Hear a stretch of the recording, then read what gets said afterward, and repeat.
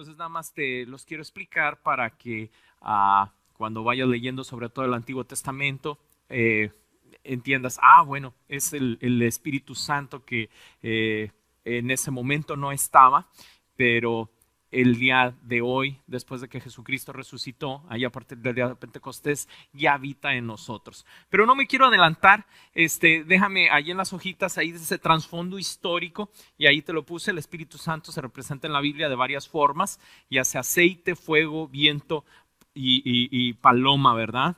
En el Antiguo Testamento el Espíritu Santo venía sobre las personas en momentos variados. O sea, es impredecible, y en el Antiguo Testamento más, y cumplía propósitos específicos. Nunca habitó en una persona permanentemente. Esto es algo que debemos de tener presente, que cuando leas el Antiguo Testamento, para quienes no están muy familiarizados, la Biblia son 66 libros, 39 de ellos son del Antiguo Testamento, y a partir de Mateo, ahí empieza el Nuevo Testamento. Esos libros, pues ya el Espíritu Santo estaba en forma permanente, pero en todo el Antiguo Testamento venía por un momento y después se retiraba de la persona. Así que estamos viviendo en los momentos, obviamente, donde hay más pecado, dice la Biblia, que en los últimos tiempos avanzaría, dijo Jesús cuando se refiere a las señales del fin del mundo, que avanzaría la ciencia y avanzaría la maldad, pero gracias a Dios también dice la Biblia que donde abunda el pecado, sobreabunda la gracia. Y tenemos al Espíritu Santo, que es una herramienta, más que una herramienta, es parte de la Trinidad, pero junto con la Biblia, el Espíritu Santo viene y es nuestro maestro. Ningún libro trae al maestro integrado más que la Biblia. Entonces lo vas leyendo, pero cuando lo pedimos con humildad, con sencillez de corazón y sobre todo con ganas de ponerla por obra, el Espíritu Santo viene y la revela. Y entonces es por eso que encuentras gente que te explica la Biblia con cosas que, aunque tú habías leído lo mismo, no le habías entendido. ¿Por qué? Porque el Espíritu Santo lo revela. La cuestión está en que no necesitas tener seminario bíblico, no necesitas tener, es bueno tener estudios, pero lo más importante es tener la actitud de corazón de quererlo entender para ponerlo por obra. Que se dice fácil, pero es lo más desafiante. No solamente saberlo para acumular allí más conocimientos, sino para ponerlo por obra. Entonces, vamos a entrar quiero ver cuatro funciones de las que el Espíritu Santo está haciendo el día de hoy, en el presente. Y entonces, lo primero, de lo más hermoso que hace el Espíritu Santo, es que nos regenera. ¿Qué significa esto de que nos regenera? Bueno, la definición es que nos da un nuevo nacimiento. Así como Jesús cuando se le preguntó, de hecho allí viene en Juan 3:3, de veras te aseguro, este es Jesús hablando con Nicodemo, le dice, de veras te aseguro que quien no nazca de nuevo no puede ver el reino de Dios. ¿A qué se está refiriendo Jesús? Se está refiriendo a este nuevo nacimiento, que el Espíritu Santo venga sobre tu vida y entonces, lo dice Primera de Corintios también, las cosas viejas pasaron, aquí todas son hechas nuevas. Y esto es lo más hermoso de Dios, que Dios toma a gente llena de defectos, llena de pecado, y Él las lava con su Espíritu Santo y nos vuelve a dar la oportunidad de ser usados. Y puedes ir a la Biblia y analizar, suponiendo Moisés, antes de ser utilizado por Dios, asesinó a alguien. El rey David, ya siendo rey, no solamente cometió adulterio, sino asesinato también. Y eso con un montón de mentiras. Pablo, antes de ser Pablo, era Saulo y persiguió a los que ya eran creyentes y fue asesino. No sé si alguno de los pecados que has cometido se comparen a esos, pero hay veces que decimos, no, es que Dios no me puede utilizar porque he cometido muchos pecados. Bueno, Jacob, que lo vimos que pues es Abraham, Isaac, Jacob. Bueno, Jacob fue mentiroso, que bárbaro y tranza, que Le dice un chilango, quítate que ahí te voy, ¿eh? O sea, lo puede leer cómo se transeó la primogenitura de su hermano, luego su suegro se lo transeó a él para que se le quite, ¿verdad? Y se iba a casar con la mayor, con la menor, y eran dos hermanas, y primero le dio a la mayor, y luego trabájame otros 7 años. Tuvo que trabajar 14 años para poderse casar con su esposa. Así que también si tú piensas que, ay, es que no sabes lo que he sufrido para casarme.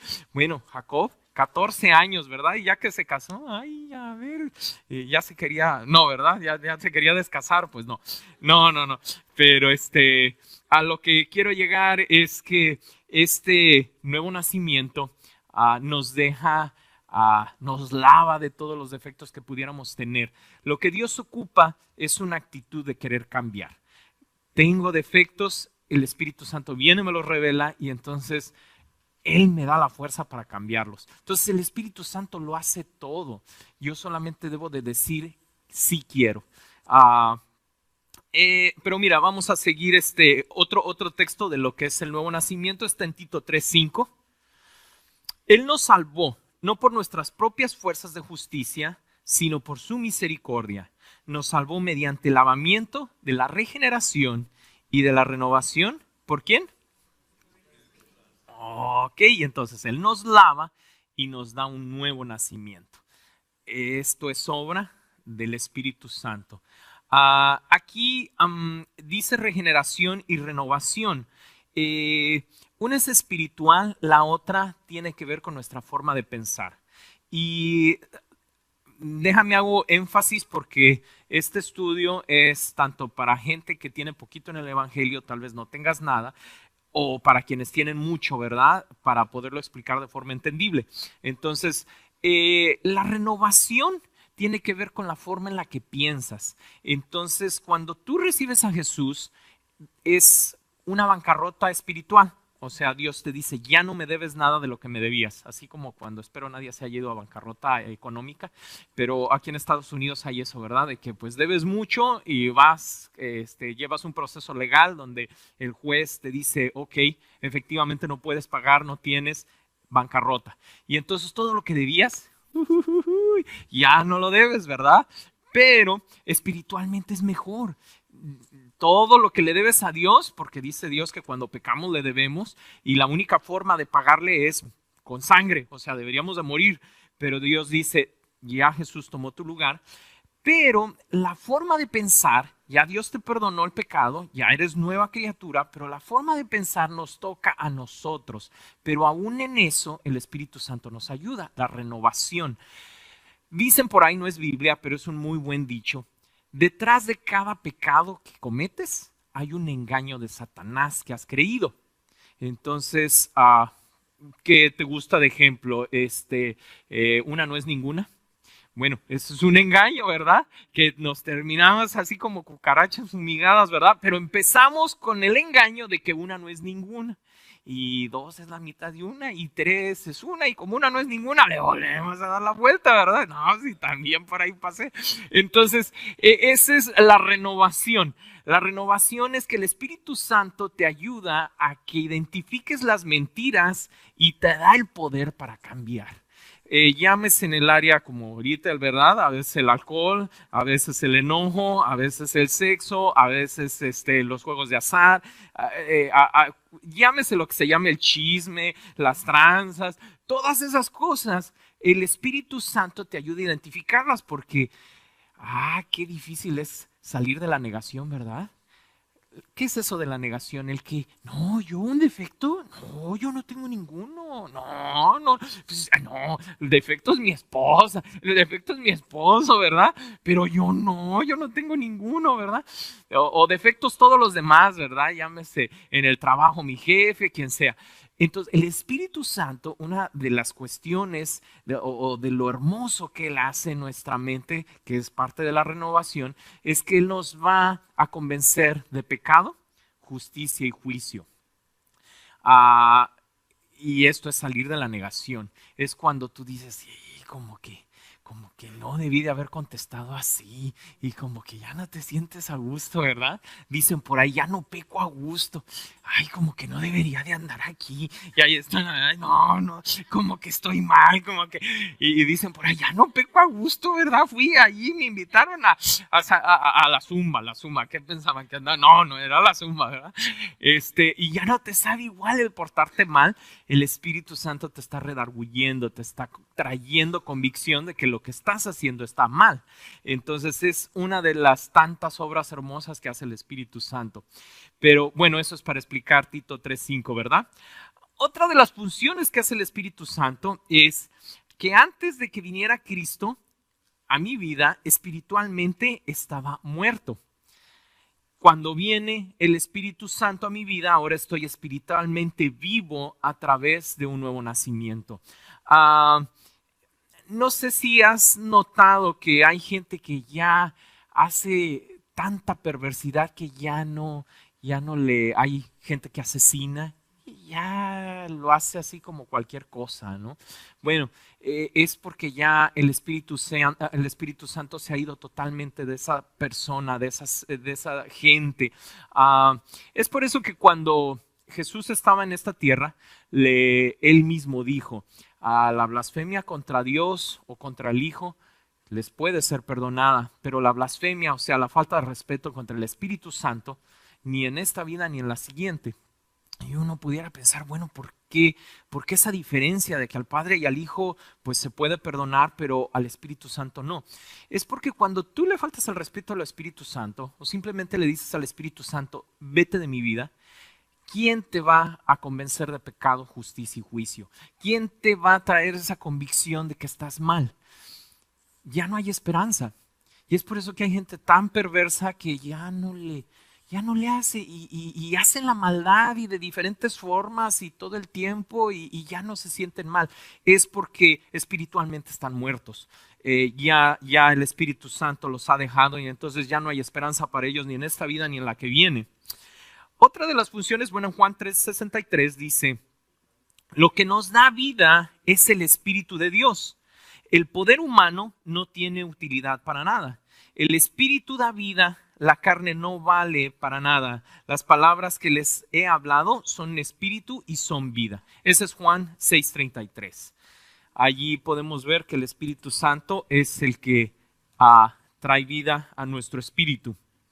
El Espíritu Santo me bautiza. Es otra de las funciones del Espíritu Santo, el que me bautiza. El domingo les hablaba un poco acerca del bautismo en agua.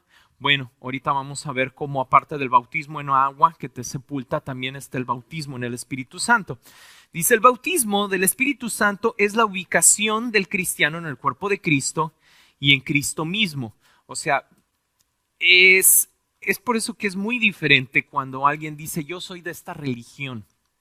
Dios no, lo repito mucho porque no se trata de que seas de esta o de la otra religión, se trata de que seas parte del cuerpo de Cristo, que estés conectado y un miembro del cuerpo tiene una función y tiene vida porque todo el tiempo es parte del cuerpo. Entonces cuando te pregunten de qué religión eres, dile, yo no tengo religión, yo lo que tengo es una relación, soy parte de una familia, de un cuerpo. Entonces es lo que está diciendo aquí, que el Espíritu Santo nos bautiza, o sea, nos hace parte del cuerpo. Primera de Corintios 12:13 lo dice. Todos fuimos bautizados por un solo espíritu para constituir un solo cuerpo, ya seamos judíos o gentiles, esclavos o libres, y a todos se nos dio a beber de un mismo espíritu. Entonces aquí no hay que si somos ciudadanos o somos inmigrantes, o que si somos de Nicaragua o si somos de México, ¿verdad, José? Aquí se trata de que somos un cuerpo. Entonces es lo hermoso del Espíritu Santo. Hay 150 referencias en el Nuevo Testamento acerca de estar en Cristo. Entonces, hasta ahorita te he hablado de que el Espíritu Santo te da un nuevo nacimiento y de que el Espíritu Santo te bautiza. Mira, vamos a ver, número siguiente, que el bautismo del Espíritu Santo es un evento de una sola vez que ocurre en el momento de la salvación. Entonces, una vez que recibes a Jesús, el Espíritu Santo está en ti. Déjame aquí hacer una pequeña observación. Cada persona es diferente y hay quienes necesitan entender la Biblia y se toman varios meses y en ese proceso dicen, pues no sé exactamente en qué momento recibí a Jesús, pero ya es parte de mi vida.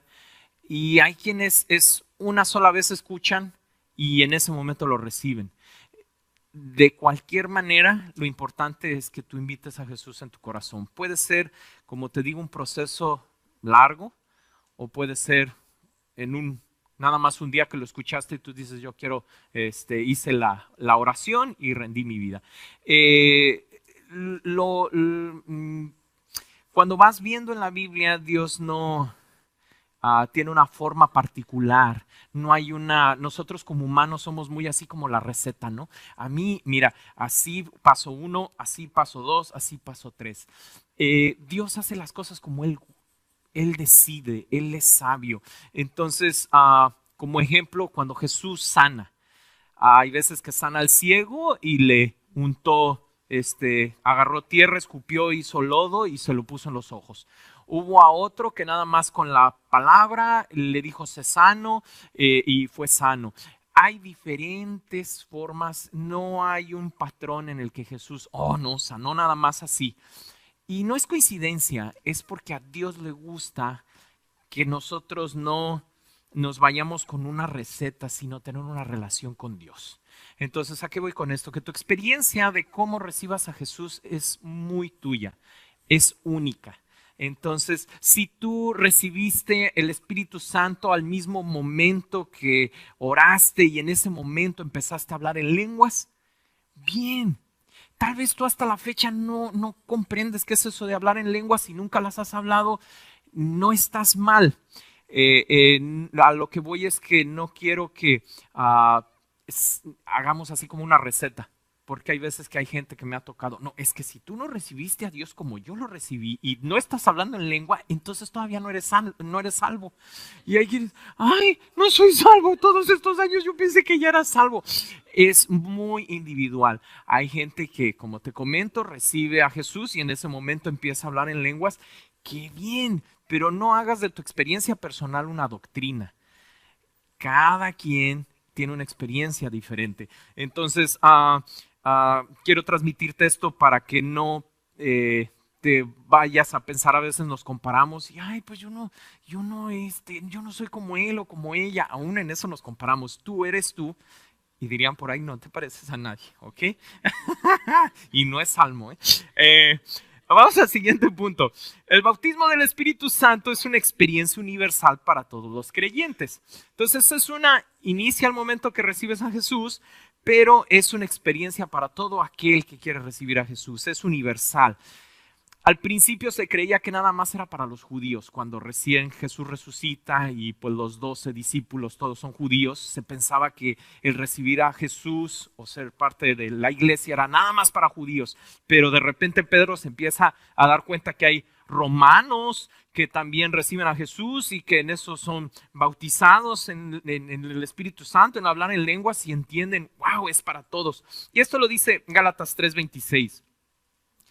Todos ustedes son hijos de Dios mediante la fe en Cristo Jesús, porque todos los que han sido bautizados en Cristo se han revestido de Cristo. ¿Ok? Entonces todos somos hijos de Dios al momento de creer con fe. Primera de Corintios 12:13. Todos fuimos bautizados por un solo espíritu para construir un solo cuerpo. Ya lo habíamos leído, ¿verdad? A todos se nos dio a beber del mismo espíritu. ¿Ok? Entonces es una experiencia universal. Y aquí también cabe mencionar, no nos toca a nosotros decidir, porque también me he encontrado con esa postura, ¿verdad? Ay, no, fulanito, no, él no es salvo. No, él no es salvo.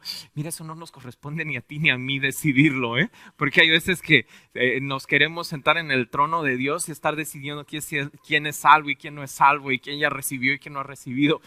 Y sí, yo les echo la culpa. No, si yo también a veces, no, fulanito, para cómo es, ni siquiera salvo es. Cuidado, ¿verdad? Aquí también otra aclaración. En la Biblia te vas a encontrar que dice que juzguemos. Y en otras partes dice que no juzguemos. ¿A qué se refiere? No se está contradiciendo.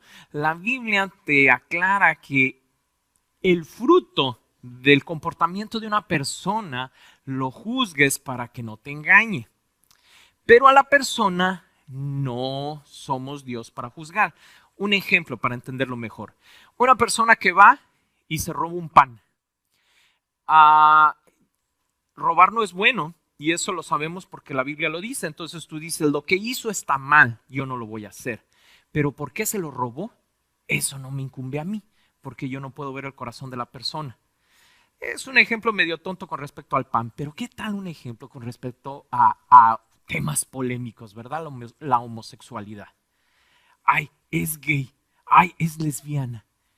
Sabemos que lo que hace está prohibido en la Biblia, pero hay una línea muy delgada con respecto a juzgarlos, rechazarlos, sentenciarlos, porque te digo, a veces nos queremos subir, no, hay que echarlo al infierno, ¿verdad?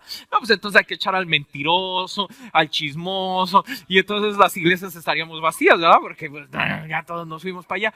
Entonces, es lo mismo con el ratero, ¿por qué roba? No sé cuál será su motivación, pero no está en mí el juzgarlo, pero sí está mal lo que está haciendo y no lo voy a hacer. Entonces una línea muy delgada de decir, mira, yo no estoy de acuerdo en lo que tú estás haciendo porque estamos viviendo en esos tiempos bien polémicos donde si tú expones tu punto de vista de que no, pues es que si digo que la comunidad de gays y lesbianas, mira, en la Biblia lo dice desde hace cientos, miles de años, pero yo no juzgo por qué. Entonces, te comparto el evangelio que sé, pero lo mismo si me presentas a alguien que es chismoso o alguien que es ratero, es la misma postura. No estoy de acuerdo con lo que haces, pero yo no te juzgo porque yo estoy hecho del mismo barro que tú. Y también me equivoco y también peco, pero busco el cambiar. Entonces, todo esto viene porque la Biblia nos dice que veamos y juzguemos el fruto. Y dice, el árbol por su fruto lo conocerás.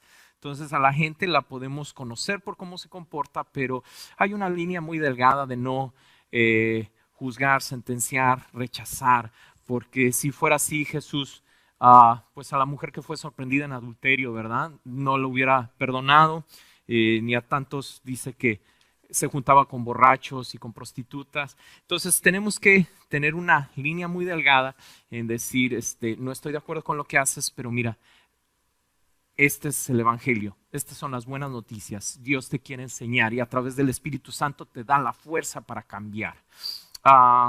Espero que más o menos haya sabido transmitirlo. No quiero crear confusión. El Espíritu Santo habita en mí. Primera de Corintios 6:19. ¿Acaso no saben que su cuerpo es templo del Espíritu Santo, quien está en ustedes y que han recibido de parte de Dios? Aquí también se dice fácil, pero cuando tú ya eres creyente, el Espíritu Santo vive en ti. El hablar en lenguas es una evidencia, pero no es la prueba de que eres cristiano o no eres cristiano. Es parte de las evidencias. Otra de las evidencias es pues que tiene que haber un cambio en tu vida, ¿verdad? El fruto del Espíritu es gozo, paz, paciencia, benignidad, templanza, mansedumbre. Entonces, hay otras manifestaciones. El hablar en lenguas es una de ellas. ¿Ok?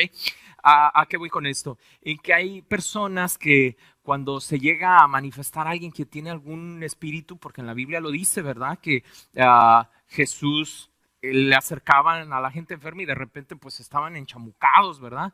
Y entonces, ay no, qué miedo, el chamuco se me va a meter. Ya tienes el Espíritu Santo. ¿Ok? Así que este es un punto importante. Ya tienes al Espíritu Santo, entonces cuando llegue a ver, espero, Pues ¿por qué no, verdad? Pues sí, si tienes el Espíritu Santo y hay una manifestación de alguien que está enchamucado, no le tengas miedo. El chamuco es le gusta hacer mucho aspaviento y muchos ruidos y muchas cosas. En la Biblia está eso. Pero tú tienes que tener, es una de las metas de esta lección, tienes al Espíritu Santo, el que creó el universo, el que estaba con Jesús cuando se bautizó, el que está con el Padre. Entonces no eres tú quien lo va a sacar, no eres tú. Tienes al Espíritu Santo, entonces ya no se te puede meter, porque piensas, ay, me va a brincar y qué miedo y qué no sé qué. No. Es tener la convicción de que habita en ti.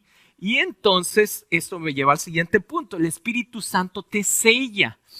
En aquel entonces de que está escribiendo Pablo, los sellos eran algo, obviamente pues sabemos, ¿verdad? Ahora pues un sellito de acá, pero era más profundo que eso. Era la evidencia de que cuando mandaban una carta, que nadie había leído esa carta antes. Entonces a veces eran rollos en aquel entonces, y entonces el sello era de cera, y le ponían en el anillo, tenían el logo, ¿verdad? Hagan de cuenta como la firma. Y entonces iba en el correo, y si alguien rompía el sello, quería decir que ya alguien había leído esa carta, que ya esa carta ya no era privada. Es un simbolismo de que nosotros hemos sido reservados hasta llegar a la presencia de Dios, que no somos de nadie más que de Dios. Entonces el Espíritu Santo te sella, y lo dice la palabra, está diciendo que vas en camino, así como la carta. Vas en camino para llegar con el Padre, con Jesucristo. Entonces eres exclusivo de Él y de nadie más.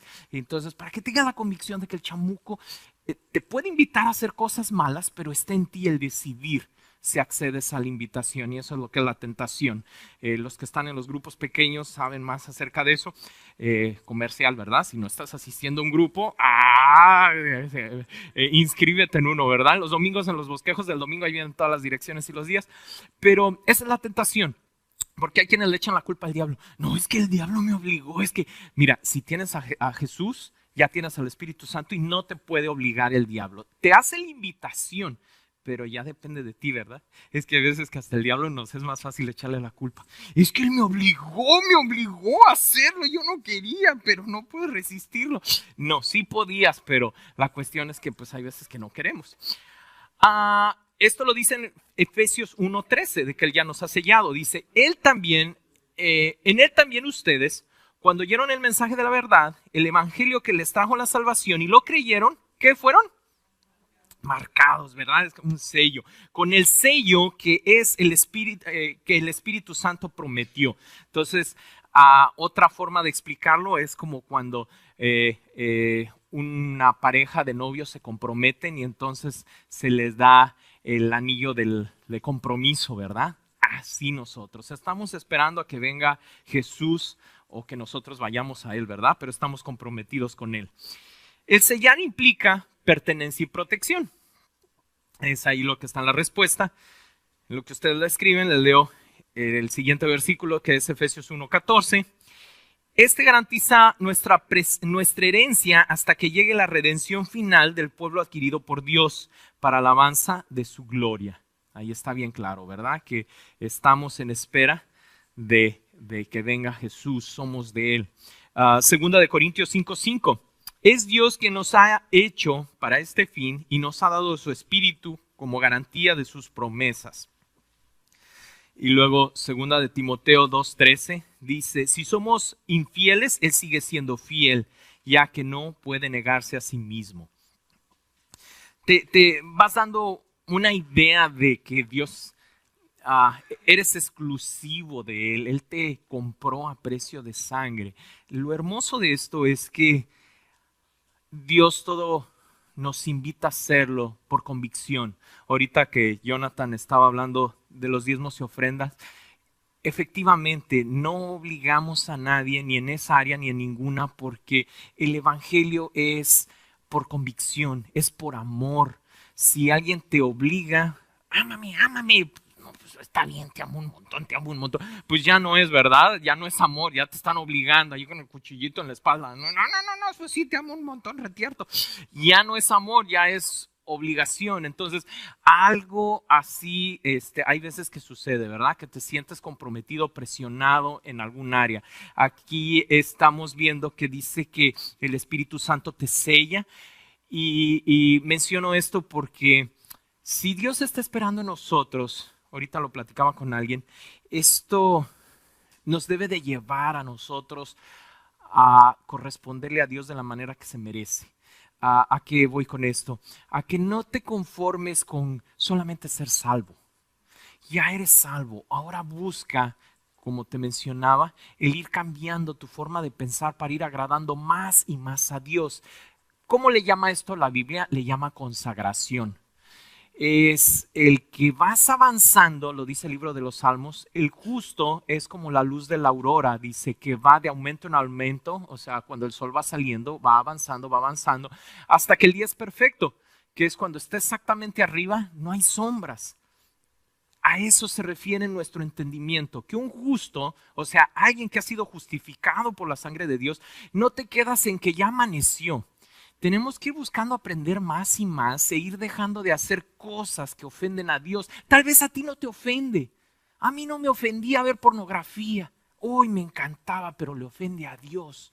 Entonces eso es ir entendiendo y decir, tengo que dejar eso. Ay, pero no le hago daño a nadie. Pero a Dios sí. Y si Dios me dijo que Él está comprometido conmigo, pues lo menos que puedo hacer es yo comprometerme con Él.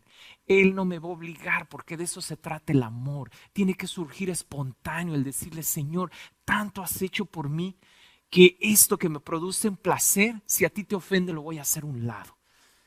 Y eso te vas dando cuenta al momento que vas estudiando la Biblia. ¿Qué cosas le ofenden a Dios?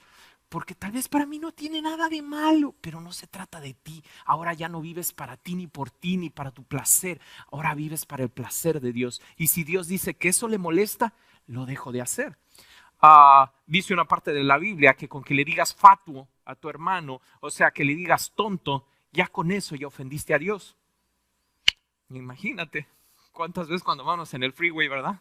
Ay. Bueno. Déjame terminar con esta parte, me voy a ir un poquito rápido, se ve como mucho, pero te lo quiero leer. Las manifestaciones del Espíritu Santo. Te voy a hablar de lo que ahorita el pastor Enrique mencionó un poco, de cómo llegó el Espíritu Santo después de que Jesús sube y se le llama el día de Pentecostés. Cuando llegó el día de Pentecostés, es una fiesta judía que en el Antiguo Testamento ya estaba establecida, estaban todos juntos en el mismo lugar. De repente vino del cielo un ruido como de una violenta ráfaga de viento y llenó toda la casa donde estaban reunidos. Eran 120 los que estaban reunidos orando porque Jesús les había dicho, quédense orando hasta que se cumpla esta promesa. Y entonces ellos ya llevaban 50 días orando, como mencionaba el pastor Enrique. Se les aparecieron entonces unas lenguas como de fuego que se repartieron y se posaron sobre cada uno de ellos. Todos fueron llenos del Espíritu Santo y comenzaron a hablar en diferentes lenguas según el Espíritu les concedía expresarse. O sea, eran otros lenguajes, otros idiomas. Aquí lo dice, verso 5. Estaban de visita en Jerusalén judíos piadosos procedentes de todas las naciones de la tierra. Al oír aquel bullicio, se agolparon y quedaron todos pasmados. O sea, vinieron a ver el chisme, pues, para ponerlo en las palabras comunes, ¿verdad? Y todos quedaron pasmados porque cada uno los escuchaba hablar en su propio idioma. O sea, estaban los 120, seguían orando y adorando a Dios, pero estaban hablando en diferentes idiomas. Y entonces dice el verso 8, ¿cómo es que cada uno de nosotros los oye hablar en su lengua materna? Partos, o sea, era una zona de allí de lo que es Europa ahora, medos, elamitas, o sea, estaban hablando en diferentes lenguajes de acuerdo a esas regiones y los estaban entendiendo. Dice, habitantes de Mesopotamia, de Judea y de Capadocia, del Ponto y de Asia, o sea, son diferentes lugares geográficos, estaban allí presentes y dicen, mira que este no es judío y está hablando en tagalo y este otro está hablando y están hablando en diferentes lenguajes y como ellos venían de diferentes partes, los están entendiendo que no se explican cómo pueden hablar otro idioma si todos sabían que ellos eran judíos nada más. Dice verso 10, de Frigia, de Panfilia, de Egipto y de las regiones de Libia, cercanas a Cirene, visitantes llegados de Roma, judíos y prosélitos cretenses y árabes, todos por igual los oíamos proclamar en nuestra propia lengua las maravillas de Dios. Wow, verso 12. Desconcertados y perplejos se preguntaban, ¿qué quiere decir esto? Verso 13, otros se burlaban y decían, lo que pasa es que están borrachos. Y entonces Pedro se dirige a esa multitud que vino. No eran 3 ni 4 pelones, eran miles los que se acercaron. Ahorita vamos a ver. Entonces Pedro, con los 11, o sea, los otros discípulos, se pusieron de pie y dijo a voz en cuello, compatriotas judíos y todos ustedes que están en Jerusalén, déjenme explicarles lo que sucede. Presten atención a lo que les voy a decir. Estos no están borrachos como suponen ustedes. Apenas son las 9 de la mañana. En realidad lo que pasa es que lo anunció el profeta Joel.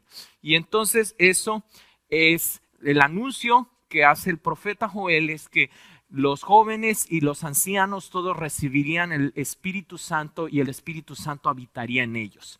¿Por qué estoy mencionando este texto? Porque desde el principio, cuando se cumple esta promesa, tuvo que haber alguien que se parara a aclarar lo que estaba pasando. Porque unos se espantaron, otros empezaron a decir, no, estos están borrachos. ¿A qué voy con esto? A que el hablar en lenguas, como te mencionaba hace rato, Dios se lo da a quien lo pide, a quien lo quiere, pero en ocasiones lo queremos imponer. No, es que si no hablas en lenguas no eres salvo. O lo queremos forzar. El encuentro de amor y amistad es, como te menciono, algo por convicción. Si tú quieres adorar a Dios y Dios te ha dado el hablar en lenguas, hazlo. Pero tenemos que tener en cuenta a quién está a nuestro alrededor, no ser egoísta, porque muchas veces se siente muy bonito, pero el de al lado está bien espantado. Ahí se ve, no sé si alguna vez has sido un lugar donde hay mucha gente y están alabando a Dios y están en lenguas y tú no sabes, ¿qué onda? ¿En dónde vine a caer? Y estás bien espantado, ¿no? Lo digo con mucho respeto, pero la cuestión es no solamente sentir bonito yo, sino no espantar a alguien. Mira cómo lo dice 1 Corintios 14. En cuanto a los profetas, que hablen 2 o 3 y que los demás examinen con cuidado lo dicho. Si alguien está sentado y recibe una revelación, el que esté hablando ceda la palabra. ¿Te das cuenta cómo se puede controlar? O sea, verso 31. Así todos pueden profetizar por turno para que todos reciban instrucción y aliento. El don de profecía está bajo el control ¿de quién? De los profetas, porque Dios no es un Dios de desorden, sino de paz. Menciono esto porque ha habido congregaciones que he visitado, en donde he estado, donde es un relajo y sí da miedo. Y si es una situación donde tú dices, bueno, ¿será que no lo pueden controlar? ¿Será que aquí lo dice bien claro, que te puedes controlar y que la idea es edificar a todos, no solamente a mí mismo? Y termino con este texto 1 Corintios 14, 39 y 40. Así que, hermanos míos, ambicionen el don de profetizar y no prohíban que se hablen lenguas, pero todo debe de hacerse ¿cómo? Apropiada y con orden. De tal manera que si viene alguien que es su primera vez que viene, no se espante, que no solamente nos edifiquemos, en este caso a veces pues yo me edifico y yo hablo en lenguas y me gozo. Dios me ha dado ese don de hablar en lenguas, pero hay veces digo, hay alguien nuevo que no va a entender. Lo estamos viendo allí, que desde que sucedió allí, Pedro tuvo que explicar qué era lo que estaba pasando porque mucha gente no sabía. Entonces, no ser egoísta. Y busco mucho el hablar en lenguas en mi devocional personal, en mi casa, en el carro. Y entro en la presencia de Dios, porque déjame decirte que la presencia de Dios no está condicionada a un lugar físico. Lo puedes encontrar allí en tu recámara, en el carro. Gracias a Dios, Dios es omnipresente, está en todas partes. Entonces digo esto con mucho respeto, con mucho amor, de tal manera que sigamos edificándonos y que si tú tienes alguna duda con respecto a esto, es una de las áreas donde más me he encontrado que gente tiene duda y que en iglesias los han lastimado o los han espantado porque o te obligan o te empujan o te espantan. Entonces Dios dice que Él da dones y son perfectos y no añade tristeza con ellos. Entonces si tú le pides a Dios el que te bautice con su Espíritu Santo de tal manera que, porque tú quieres experimentar eso y quieres el hablar en lenguas como lo dice en la Biblia, bien, estás pidiendo bien, lo dice la Biblia. Pero no, ni imponerlo y al contrario, tampoco te espantes. Es algo bueno que si Dios dejó es porque lo ocupamos como sus hijos. Dice que a aquel que desee el Espíritu, Dios no se lo dará. Dice, ¿quién de ustedes, siendo padres terrenales, su hijo te pide un pan y tú le das una piedra? O te pide un huevo y le das una serpiente? Dice, con mayor razón mi Padre Celestial le dará el Espíritu Santo a todo aquel que se lo pida. Así que te voy a invitar a que te pongas de pie. Y el Espíritu Santo, como te menciono, es quien nos ayuda a cambiar esos comportamientos que nosotros no podemos por nuestras propias fuerzas. Ya lo tienes, solamente es cuestión de... Déjame, te pongo un ejemplo que a veces que no es muy espiritual, pero yo lo entendí y es muy sencillo. Los músculos ya los tenemos, ¿verdad? Yo no puedo producir los músculos, ya nací con ellos. Pero si no hago ejercicio con ellos, pues se tienden a atrofiar, ¿verdad? Aquí tengo bastante músculo, nada más que está reposando. Pero así el Espíritu Santo ya lo tienes, no lo puedes producir, ya Dios te lo dio al momento de que aceptaste a Cristo. Pero si tú no ejercitas el estar en relación con Él, ahí está reposando, ¿verdad? Así, tenemos que el ejercitar nuestra relación con Dios. Y el hablar en lenguas es algo bueno, que no debemos de tenerle miedo y que es así como meterte al gimnasio. Empieza a orar y decirle a Dios, Señor, me gustaría hablar en lenguas. Pídeselo a Dios y Él te lo va a dar. Como te menciono ese texto donde dice Jesús, si ustedes siendo malos padres les saben dar cosas buenas a sus hijos, con mayor razón mi Padre Celestial.